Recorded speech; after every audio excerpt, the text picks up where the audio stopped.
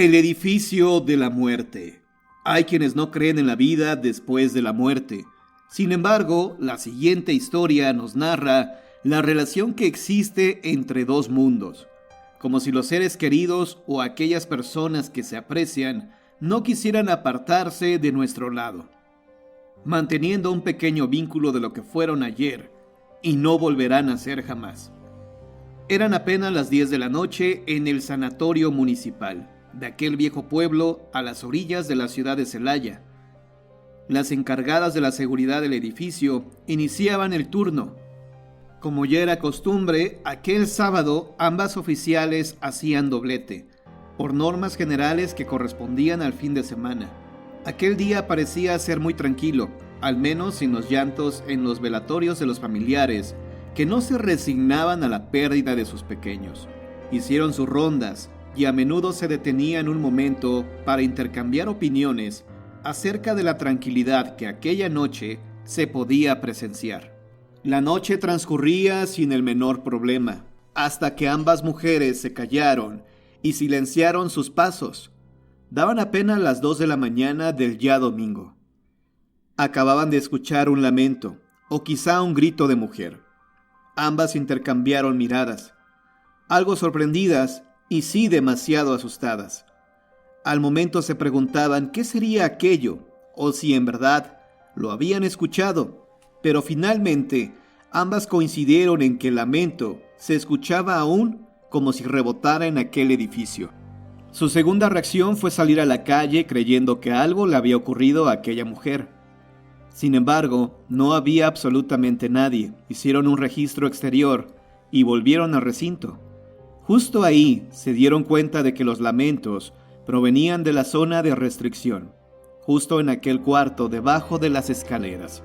En los más de 12 años de servicio, nunca les había ocurrido algo semejante, por lo que sin más, comenzaron a inquietarse, aunque de momento les tranquilizaba el pensar que se podía tratar de una broma.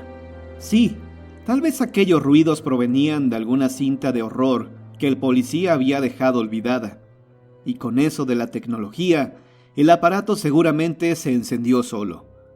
Con esta firme idea, ambas registraron con atención el lugar, pero en vano. Nuevamente encontraron el lugar totalmente vacío. Después de una larga espera, decidieron pedir ayuda a la policía municipal. Minutos más tarde, llegaron al lugar 3 patrullas.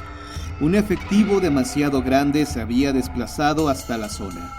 Y no era para menos, ya que el lugar presumía de estar plagado de maleantes, dispuestos a realizar cualquier acto criminal. Pero eso de hacerse pasar por una mujer en peligro no tenía nombre. Los testigos de aquellos actos recuerdan que únicamente 2 policías se quedaron afuera para custodiar la entrada, mientras que el resto se introdujo al recinto en busca de aquel criminal. Los 10 policías que entraron describieron perfectamente el grito de una mujer o animal, al parecer encerrado en algún lugar del sanatorio, pero la sorpresa se acrecentó cuando se pudieron escuchar claramente algunos pasos y golpes provenientes de los pisos alternos. En un intento por mantener la calma, los agentes optaron por preguntar a los vecinos cercanos si no habían visto entrar a alguien sospechoso al sanatorio. De esta manera llamaron al vigilante del edificio colindante para saber si él fue testigo de aquel hecho sobresaliente e inquietante para todos. Pero no era así. Al llegar el viejo vigilante solo se sumó a los testigos de aquellos lamentos totalmente inexplicables. Después de estar media hora sentados en la sala de espera, sin lograr esclarecer el suceso, algunos agentes subieron a la parte superior de donde al parecer provenían los extraños sonidos, mientras que el resto continuaba escuchando la acústica tan desagradable que ya comenzaba a trastornar a algunos. Sin embargo, algunos de los presentes aseguran que los policías de arriba no escucharon más los lamentos. Al pasar las horas, y al saberse atrapados ante un suceso sin explicación, se marcharon al cuartel a rellenar el parte oficial, no sin antes dejar protegidas a las guardias, quienes permanecían inquietas. Como el lamento y los golpes no cesaron, llamaron de nuevo a los policías, quienes en menos de 15 minutos llegaron nuevamente al lugar, para esta vez poner fin a los consecutivos golpes y lamentos. En cuanto llegó el día, la noticia se repartió por los alrededores. Algunos se hicieron presa del miedo y algunos otros más solo se burlaron de aquella increíble historia, ya que en realidad ni los policías ni los guardias podían explicar lo acontecido aquella noche. Con respecto al vigilante del edificio contiguo, solo se sabe que pidió su cambio, ya que no quería seguir siendo parte de aquellos inexplicables sucesos. Con este panorama de incertidumbre y confusión, el jefe de policía mandó peinar la zona. Solo de esta manera pudieron descubrir que precisamente debajo del sanatorio pasaba una galería subterránea, la cual se encontraba totalmente tapiada, por lo que descartaron la posibilidad de que alguien pudiera haber entrado por aquel lugar. Al remover los escombros, solo encontraron restos de animales muertos. Pero los sucesos no pararon ahí.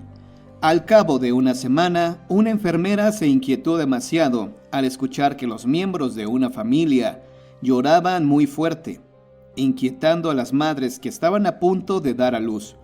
Aunque a la hora de hacer un reporte, los vigilantes se pudieron percatar de que aquella misma noche, algunos pacientes se quejaron porque no le aplicaban somníferos a aquella mujer que se lamentaba con gran peculiaridad, situación que las volvió a inquietar, aunque esta vez habían corrido con la suerte de no escuchar nada. Aquella noticia se tornaba cada vez más alarmante, al grado de que la prensa local ya prestaba gran interés en descubrir el misterio de los lamentos, presentando en sus diarios reportajes asombrosos sobre madres que se habían hospitalizado en el sanatorio y aseguraban haber escuchado hablar a niños, para después escuchar llorar a una mujer. Sin embargo, al cabo de un mes, cuando parecía que la prensa le daba más importancia al cambio de gobierno, un nuevo suceso marcaría el destino de aquel siniestro lugar. Llegaron hasta el sanatorio un grupo de especialistas, quienes presumían de encontrar la ráfaga de viento que seguramente se colaba de entre las viejas paredes produciendo aquellos ruidos. Mientras lo hacían, buscaban resquicios interiores capaces de producir los sonidos que tanto inquietaban a los lugareños, al grado de que cada día bajaba el número de consultas y partos.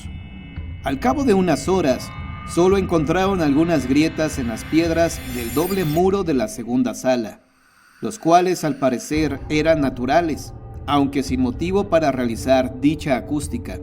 El segundo lugar a inspeccionar era aquel viejo cuarto donde al parecer se iniciaron los lamentos aquella noche. Revisaron todo el edificio y ningún lugar específico producía acústica que semejara el llanto de una mujer. Aunque faltaba revisar aquella vieja capilla, la del techo de madera.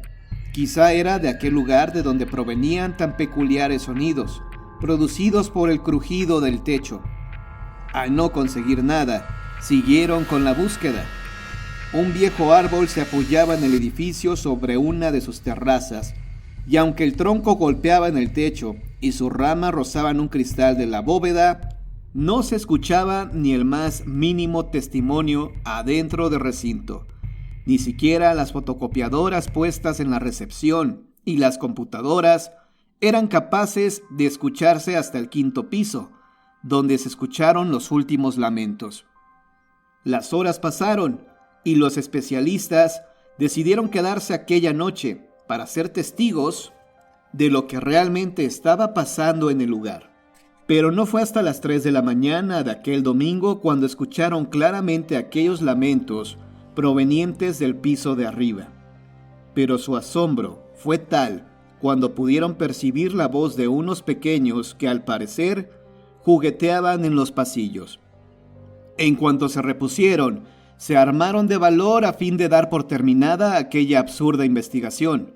Jorge, quien no quiso dar más datos de lo sucedido, era quien permanecía al mando de la investigación, y fue el único que subió para dar fe de que en algún lugar no había más que una ráfaga de viento que jugueteaba con sus miedos. Sin embargo, pudo notar que claramente se identificaban las pisadas de sus compañeros que permanecían abajo, mientras que otras tantas más pequeñas se escuchaban justo a sus espaldas.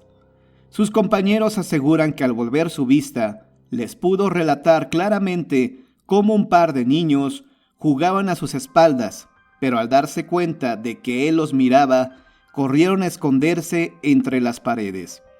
Y aunque la verdadera noticia nunca salió a la luz, porque Jorge se encargó de notificar que solo se trataba de una ranura por donde se introducía un fuerte viento, el cual producía todos aquellos sonidos.